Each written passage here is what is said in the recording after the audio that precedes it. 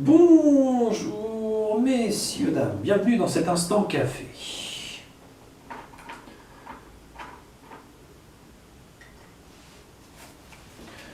Alors il s'est passé beaucoup de choses.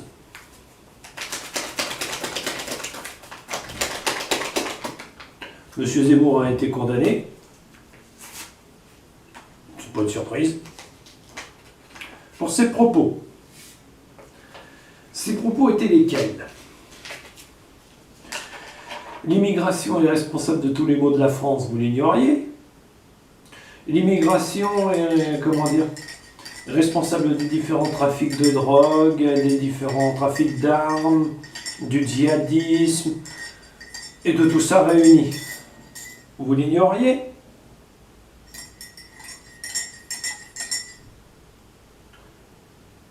Et surtout, Pétain avait raison.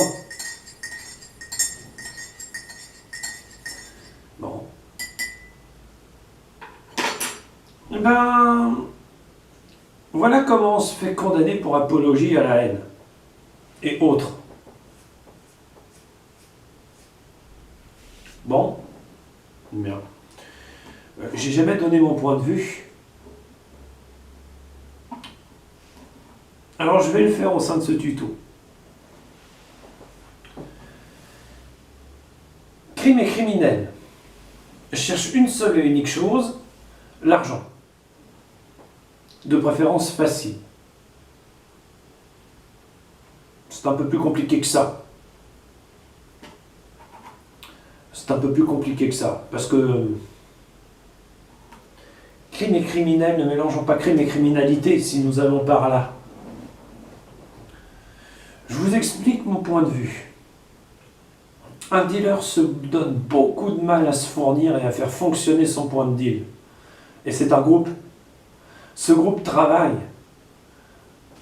Toutes les journées, passer sur les points de deal, à surveiller les points de deal, ensuite fournir les points de deal, après ça, protéger les points de deal. C'est un travail. Maintenant, le vol en général. Un voleur, c'est c'est une sorte de travail. Si je suis leur raisonnement à leur point de vue, moi je ne suis pas d'accord avec ça. Mais eux le sont. Entre nous, ils n'ont peut-être pas complètement tort. En effet, il faut se rendre sur place, voir les mouvements de chacun, comment l'endroit est sécurisé, comment il est armé, pour avoir l'attaque la plus efficace possible pour se barrer avec la caisse ou le matériel dans le magasin.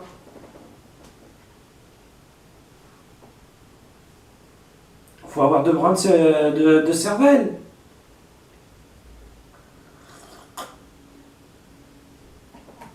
Et bien maintenant, messieurs, dames, imaginons qu'ils utilisent leurs deux brins de cervelle autrement. Et qu'ils essaient d'ouvrir, je ne sais pas moi, un magasin, que ce soit de sport ou autre, ou tout simplement faire de la vente sur Internet. Vous voyez un peu les flèches que ce serait? Parce que c'est pas simple de faire fonctionner un point de deal, vous pouvez me croire. J'ai jamais fait, mais j'ai vu faire. C'est pas simple non plus, ce que certains appellent un métier de voleur. Moi, j'appelle pas ça un métier. J'appelle ça de la facilité, de la décadence intellectuelle. Se rabaisser au point de voler son prochain en pensant s'en sortir la tête haute. Mais moi, personnellement, on ne m'a pas envoyé sur cette planète pour ça. Donc, je ne l'ai pas fait.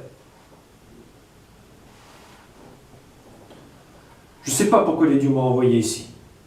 Peut-être pour botter quelques culs sur Internet. Mais mon ami, si tu développais la même force en étant honnête qu'en étant un voleur, tu dominerais le monde.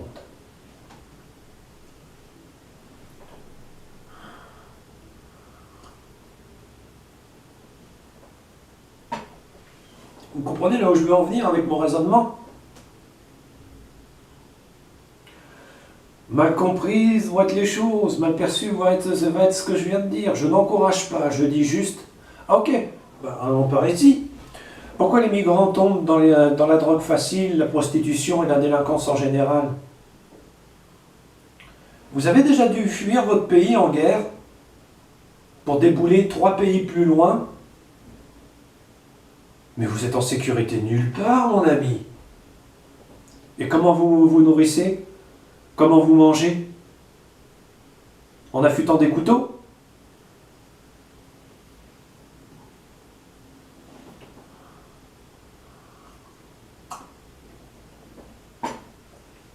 La solution de facilité, messieurs, dames.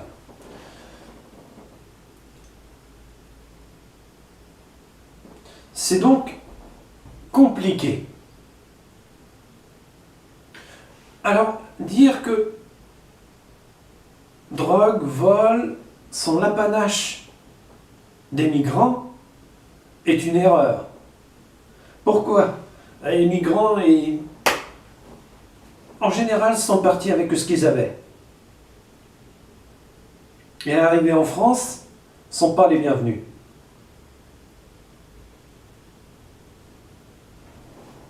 Putain, mais je vais être franc au sein de ce tuto, mais qu'est-ce que tu as bien pu faire au monde pour débouler dans cette société française alors même que tu n'étais pas le bienvenu?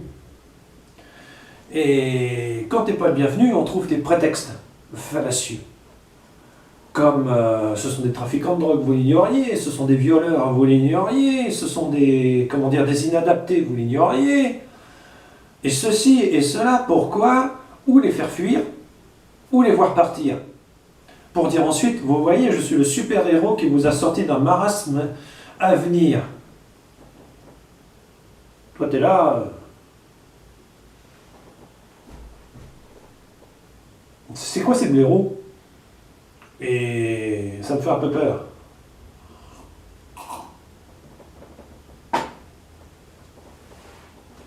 Ça me fait un peu peur parce que je ne comprends plus ma société. Depuis quand on ne laisse pas une chance à l'homme et à la femme qui ont dû fuir leur pays parce qu'il était en guerre?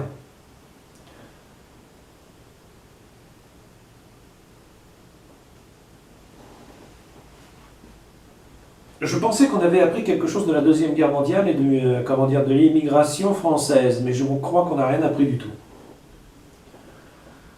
Les gens sont dans leur bulle et n'admettent pas les autres. La mondialisation a peut-être été, si on va par là, une erreur. Trop tôt. On n'y était pas prêt.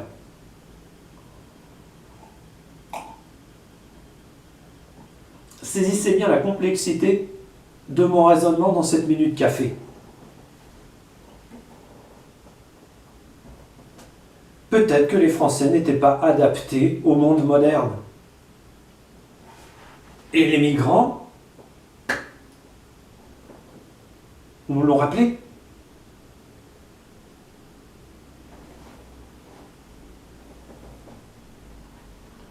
Mais si on va par là, je me souviendrai toujours, c'était l'usine de tracteurs rachetée par une société japonaise. Ils produisaient des boîtes de vitesse pour tracteurs. Seule autre usine en Chine n'en possédait pas.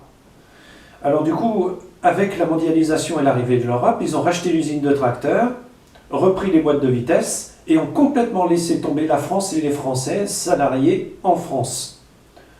Ils se sont barrés avec les plans, quoi. Pour nous, la mondialisation, c'était ça. Mais si nous avions su protéger nos usines, nos secteurs contre d'éventuelles escroqueries comme celles qui ont eu lieu pendant l'européanisation des systèmes, nous n'en serions pas là. D'où ma célèbre phrase: l'arrivée de l'Europe a été une erreur. Notre entrée en Europe s'est faite prématurément et maintenant nous en payons les pots cassés. L'euro a été une bonne chose. L'Europe a été une bonne chose. Ça nous a permis d'ouvrir les yeux. Mais nous n'y étions pas prêts. Ça, plus une immigration galopante due aux guerres et autres dans le monde, égale, mes bons amis, un fiasco à venir. Regardez la société Orange quand elle a été vendue par Jacques Chirac pour rentrer dans l'Union européenne et que le directeur de Orange, à ce moment-là, a dit « Sortez-les-nous jusque par les fenêtres si c'est nécessaire, c'est feignant ». Il parlait bien des salariés français.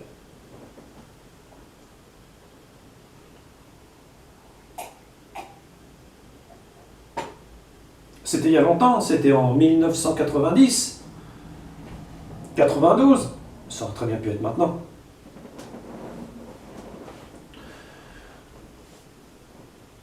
€1, France Télécom. Au premier connard venu. T'as qu'à demander au juge des prud'hommes ce qu'il en a pensé. Si tu crois que je blague. Il était outré. Ça s'est senti dans sa... Comment appeler ça, sa réquisition. Oh la vache. Et puis... C'est un ensemble de trucs, quoi, qui a échoué. Quel moyen la France a donné aux nouveaux migrants d'apprendre le français?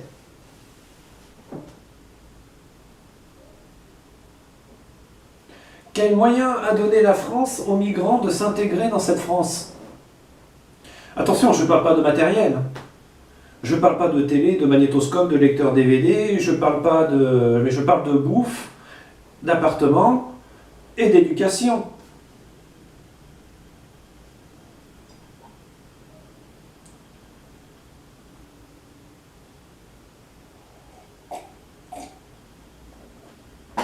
Vous allez me dire, des associations existent, comme éducation et formation et autres. Oui, j'en connais beaucoup. Mais, comme ils ont dit dans ces structures et infrastructures, nous sommes limités. Nous ne pouvons pas agir sur le terrain. Nous ne pouvons pas aller vers les patrons français et leur dire « ils ne sont pas l'ennemi, même s'ils parlent mal français ».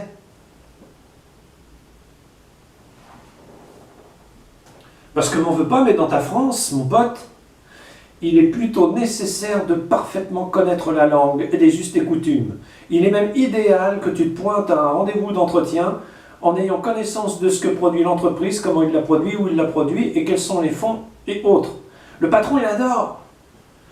Le problème quand tu es migrant, c'est que tu es dépassé et déphasé par rapport à une situation que tu ne comprends plus, étant donné que ça ne se passait pas comme ça dans ton pays. On te demande de t'adapter tout de suite. Putain, mais... T'es dur français. T'as l'impression, en fin de compte, que le patron français demande... Ah non, ouais, c'est plutôt... C'est ça. Le patronat français donne l'impression que s'il devait s'implanter dans un autre pays, il connaîtrait tout sur tout du pays. Non, grand bien leur en face. Mais l'ouvrier, lui, il va pas te suivre dans ton raisonnement. Hein. Il va même pas te suivre du tout. Alors imaginez s'il y a une guerre et que l'ouvrier doit partir dans un autre pays avec des patrons qui ont le même raisonnement. Ça l'a pas fait. Ça l'a pas fait du tout.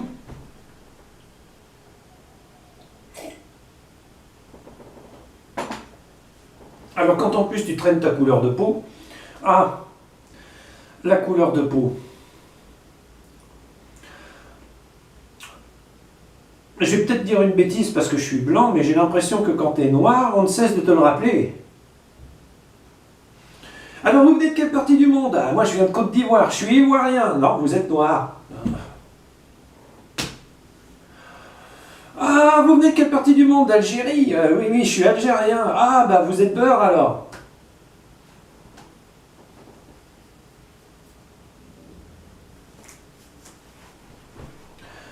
Alors de là, qu'au répondre? Si, intègre-toi mon ami.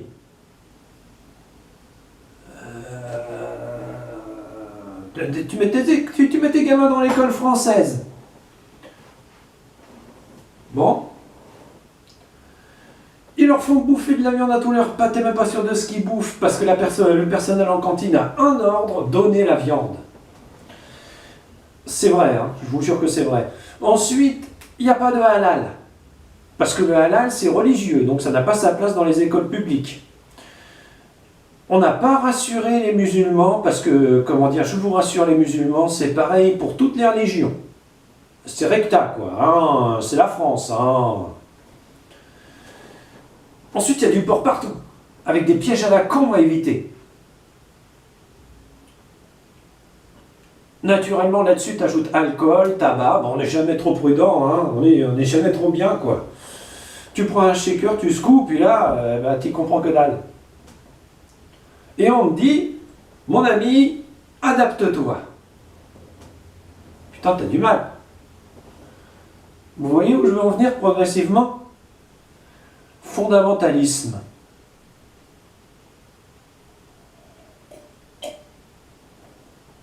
Attention, rien n'excuse le racisme gratuit qui consiste à tuer son prochain en disant que tu es une prétendue victime.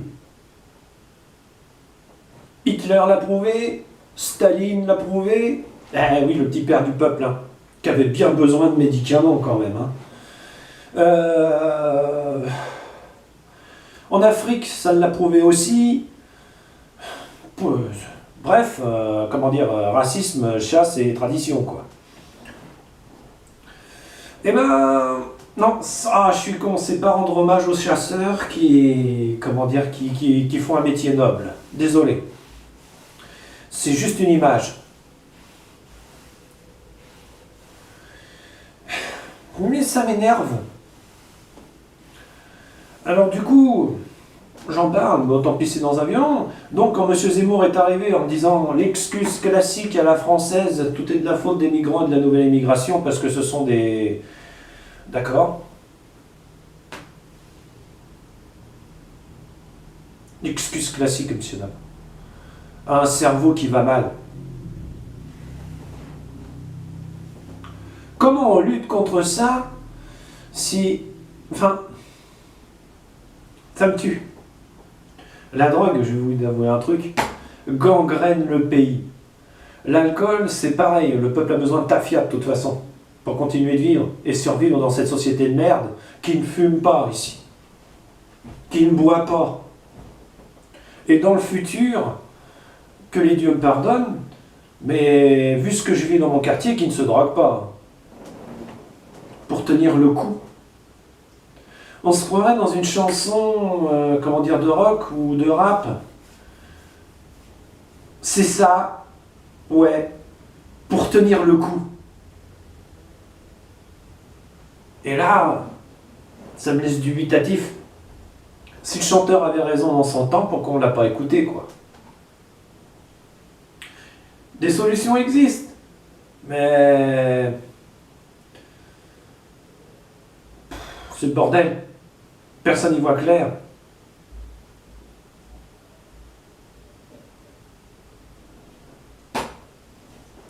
Tout ça pour dire quoi au sein de ce tuto, qui va bientôt s'arrêter? Alors non, monsieur Zemmour, l'immigration n'est pas responsable de tous les maux de la France.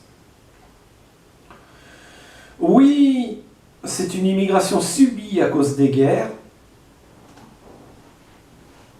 Oui, les Français ne se sont jamais intégrés en Europe, ne sont jamais intégrés dans l'OTAN, ne se sont jamais intégrés où que ce soit pour l'instant, et ont refusé toute aide extérieure pour aider au développement de la France. Et oui, monsieur Zemmour, vous avez besoin d'une aide psycho-médico-psychiatrique. Parce que, vous tenez des propos décadents et par moments, signe d'un cerveau qui va mal.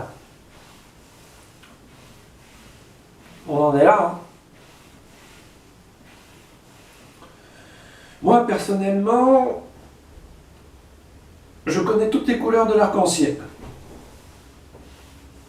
Parce que je n'ai pas parlé des gays, je n'ai pas parlé des trans et des lesbiennes. Là, c'est autre chose. Parlons-en de ça. C'est compliqué d'être gay ici. Alors vous imaginez un peu lesbienne, le bordel? Bref, j'adore mon pays. Je mourirai pour lui. Mais je n'aime pas la façon dont nous sommes dirigés. Je suis vraiment désolé, monsieur Macron, mais quelque chose a manqué sous votre quinquennat.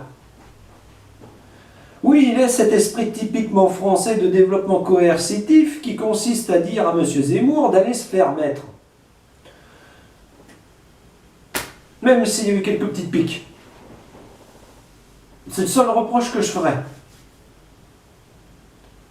Oui, il est l'esprit typiquement français de prendre un putain de caméscope à la con et de l'ouvrir sur le net tout en s'enfuyant et en disant je n'ai jamais tenu ses propos. Parce que, attendez, j'ai jamais tenu ses propos. Hein. Où c'est tout ça? Non, ça fait comme pendant l'invasion. Ah pardon, ouais, on va dire ça comme ça. Ça fait comme pendant l'invasion des armées de Hitler. Oh bah, vous savez, hein, on allait se faire envahir de toute façon, hein, donc c'est normal, ne nous débattons pas. Ben, j'ai l'impression que, comment dire, le nouveau pôle raciste, qui consiste à dire tout est de la faute des migrants, est en train de s'installer, hein, et que c'est la normalité. Bah, m'en voulez pas, mais moi j'ai l'impression que l'immigration a le dos large. Et devant moi, quand tu parles, vaut mieux éviter de dire des conneries. Du style, ces gens ne parlent pas français. Bah, attends, tu leur as jamais donné l'occasion d'apprendre. Ces gens ne s'intègrent pas dans le monde du travail. Il faudra d'abord qu'ils aient l'occasion de s'intégrer dans le monde du travail. Ces gens ne se développent pas. Il faudrait peut-être que tu leur donnes l'occasion de se développer. Français.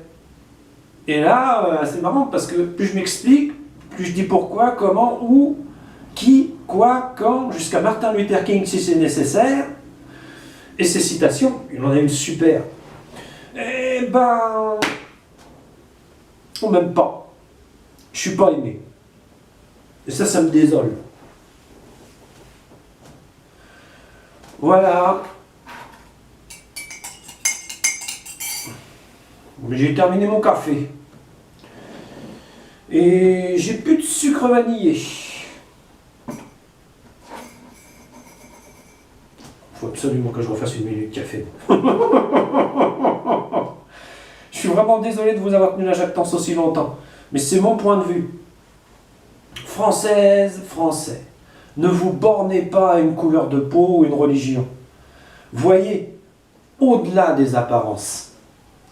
Apprenez, cultivez-vous, non pas en fonction de vous-même, ou de ce que vous pensez devoir faire, mais des autres et de leur religion. Et vous verrez quelque chose de différent, quelque chose qui n'est pas palpable. On appelle ça le savoir et les connaissances. Et c'est très gratifiant. Non, les musulmans ne sont pas l'ennemi. J'allais dire les catholiques non plus, maintenant que vous êtes tous devenus athées à 90%. Mais on leur doit le respect. Aussi bien religieux que humain. Et j'ai l'impression que ce respect, vous les Français et les Françaises, vous êtes en train de le perdre. Parce que la crise économique et les chemins faisant, voilà ce que je pense. Et les minorités, comme les musulmans, seront toujours les principales victimes avant les guerres et les conflits. C'est comme ça que j'ai vu les choses ici. En France, hein, j'entends. Là, je pense que c'est le cas. Là, je pense que c'est le cas. Parce que qui sont les 90% qui vont au resto du cœur? Des musulmans, monsieur dame. C'est pas parce qu'ils ont mieux compris le système que vous, ou qu'ils se sont des, comment dire, des rapaces. C'est juste qu'ils en ont besoin pour survivre. Parce que sinon, ils n'auraient pas cette aide. Ce que vous ignorez, c'est que les restos du cœur trient les gens. Si t'as plus